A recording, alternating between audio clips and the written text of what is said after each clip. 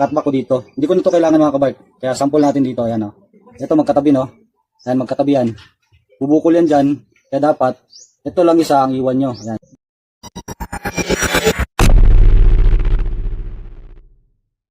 Good day mga kabark. Okay, update tayo dito sa materialis natin na balete. Ayan. Ito lumaki na yung shoots niya. Ayan, lumaki na siya. So, ito, tsaka ito. Ang gagawin natin ngayon mga kabark is mag-unwire tayo. I-unwire natin to. Tapos, gagawin natin magka-cutback tayo. Pagkatapos natin mag-cutback, magde-defoliate at magbe-bending na tayo ng ating branches. Iaayon natin sa gusto nating mangyari dito sa materialis natin. So, ayun mga kabark, tara, simulan natin. Let's go. So, mag-unwire tayo. Medyo magulo pa to yung ano natin. Yung pag-wire natin. So, okay lang yan kasi ano, materialis pa naman tong ano natin. So, okay natin. Alalayan lang natin yung natin para walang mabali. So, ito yung kagandahan sa ano, balete kasi hindi masyadong masela mga kabark. Tapos,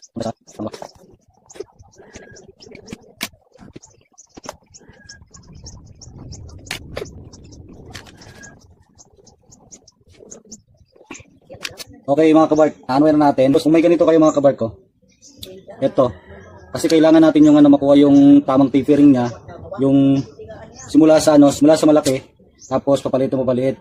So kung may ganito kayo mga kabark, ito, tingnan nyo, magkatabi lang yung ano niya, yung shoots niya.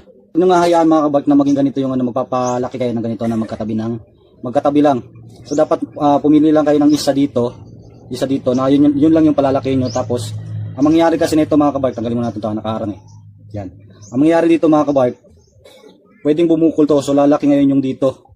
Bubukol kasi gawa nga nung ano, magkasama silang lalaki dito sa kung gagawa kayo ng apex dito. Yan. Pwede itong tumaba, bubukol.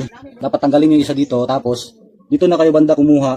Sa banda dito, kumuha nung gagawin yung panibagong ano, panibagong branch. Yan.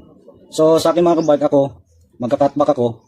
Cutback ko dito. Hindi ko nito kailangan mga kabark. Kaya sample natin dito. Ayan o. Ito magkatabi no. Ayan, magkatabi yan. Bubukol yan dyan. Kaya dapat, ito lang isa ang iwan nyo. Ayan. Tanggalin ko to ha. Ayan. So, tatanggalin tong isa. At iwan lang tong isa na to para sa pinaka-apex nya. Ayan, ganyan no. Pinaka-apex nya. Ayan. Para hindi bumukol to mga kabark. Tapos yan no. Pero ito mga kabark, hindi ko na to kailangan. Ika-cutback ko na to. Tara, i-cutback natin mga kabark.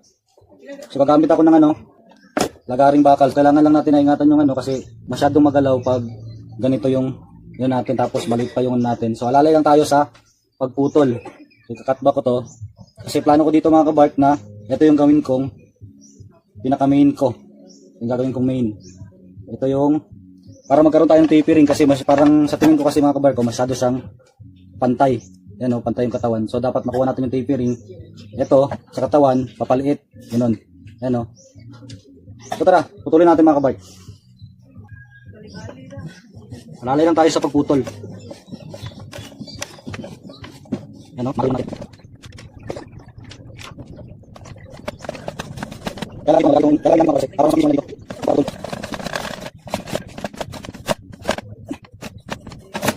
Yun. Putol na. Ito na siya mga kabark ko. Ayan, putol na. Ito na yung naputol. Ayan. Okay, ikot natin para makita ninyo ng buo mga kabark. Ayan o. Ayan. Tapos, defoliate tayo. Tapos natin mag-defoliate, mag-bending na tayo. Pero bago yung mga kabark, itong part na to na pinagputulan natin, ito, magamitan muna natin ito. So, pakikinis natin yung pinagputulan.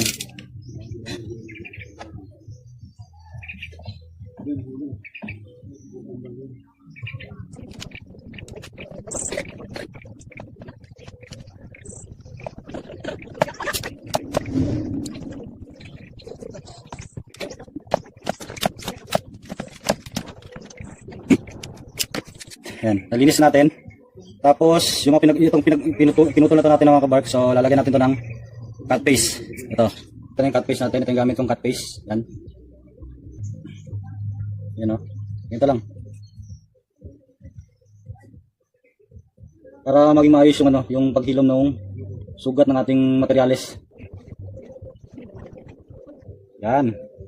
Sunod gagawin natin, defoliate natin itong ano, maliliit pa yung branch niya mga kabarko. Pero okay lang yan, sa katagalan, lalaki din yung mga branches nito.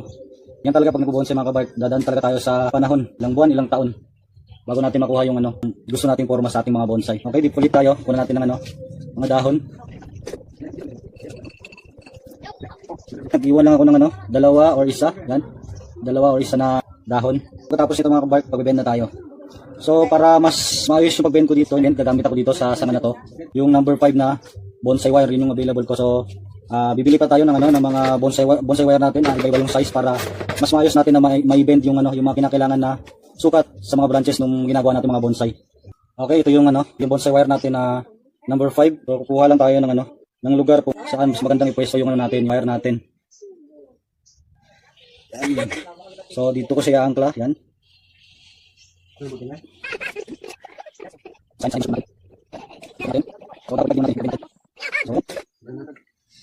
Itong sumobra, puputulin natin yan yung sumobra. Hanggang dito lang tayo maglalagay ng natin, wire natin na number 5. Yan. Bago natin 7, kailangan ma-wire din natin to, yung mga ano, itong mga natitira. Wire muna natin bago tayo mag-bend. Okay, okay.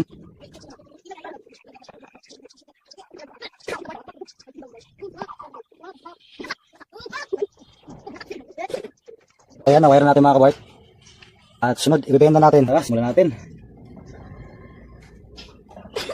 Alalay lang kasi ano baka mabali yung natin.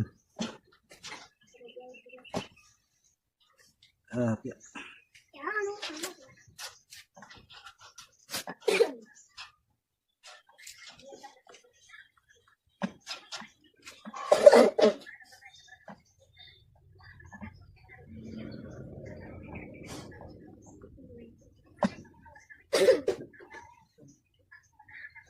I-twist lang natin itong natin para ano. Yan, magkakaroon na siya ng ano. Magkakaroon na siya ng sayaw. Tapos ano, ipoposition natin yung mga node dapat habang nagbibenta tayo. Ipoposition natin yung mga node kung saan natin dadalhin yung mga ano, magiging sanga niya mga kabart. Ito yung plano ko na magiging apex. Ito yung lalaki natin. So first branch, second, at ito yung apex. So gagawa natin ito ng ano, movement.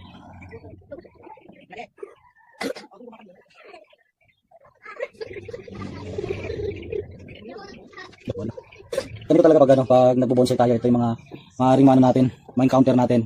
So, ito, kung makikita ninyo mga kabart, ito, meron siyang ano, may lamat na siya, yan o. May bali siya. So, di natin maiwasan, di na natin ito i-continue, itong ano na to. Second branches ano natin, yan, kasi ito yung first natin, ito yung second. So, hindi rin kasi maganda yung mangyari kapag ganito, pinabayaan natin to, pag pinapatuloy pa rin natin to, magiging sanga lang to na mababali, kaya puputulin natin, tapos ito na, ipapalarga natin to, at yun, maghihintay na lang tayo ng bagong lalabas na shoots dito. Bagong lalabas na shoots. Tapos yun yung gagawin natin ang second branches natin. Okay? So putulin na natin to. Ito. Putulin natin to muna to. Ito, banda dito. So ayan. Putulin ko na. Ayun. Yeah. Ayan. So ito na yung apex. Tapos yan, maghihintay na tayo ng panibagong tutubo dito na magiging second branches natin. Okay? So ito na siya ngayon mga kabart. Ayan. So maghihintay na naman tayo ng ilang buwan, ilang taon para mapaganda yung ating ginagawang bonsai. So meron na tayo ngayong first branch at apex. So gusto natin mapalabas dito ng ano, magiging second branch natin. Yun mga kabart, abangan. Hanggang dito na lang tayo mga kabart. Hanggang sa muli and peace out.